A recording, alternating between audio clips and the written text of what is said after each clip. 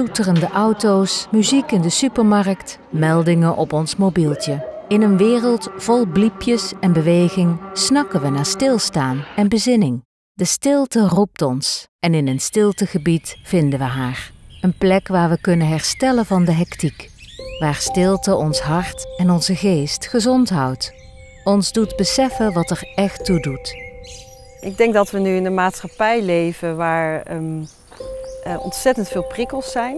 Waar we voortdurend informatie tot ons krijgen. In allerlei vormen. Over nieuws, op sociale media, over privé, over zakelijk. Dus we hebben ontzettend veel prikkels te verwerken met z'n allen, voortdurend. Ik denk dat we steeds meer behoefte hebben om rustpunten te creëren, om de balans terug te brengen. Vroeger zaten die rustpunten van nature veel meer in ons dagelijks leven.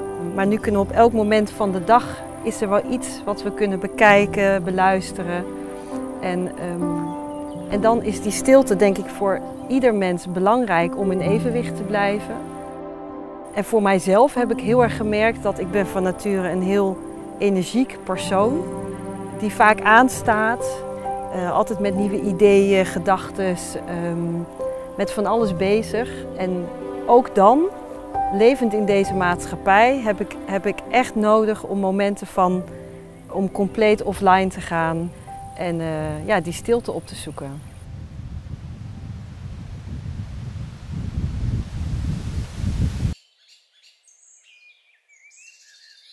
Maar wat is stilte eigenlijk, hè?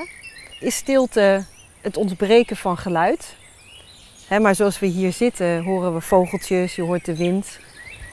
Dus compleet stil hoeft niet. Het gaat erom stilte van indrukken van buitenaf. En dat gaat dus niet alleen om stilte van geluid, maar ook stilte van visuele prikkels misschien, of gedachten.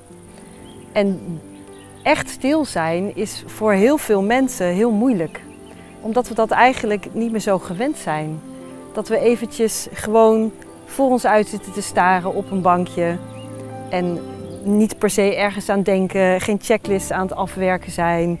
Geen telefoon aan het checken zijn, maar eigenlijk even niks doen. De kunst van het niks doen. Daar gaat het denk ik ook om.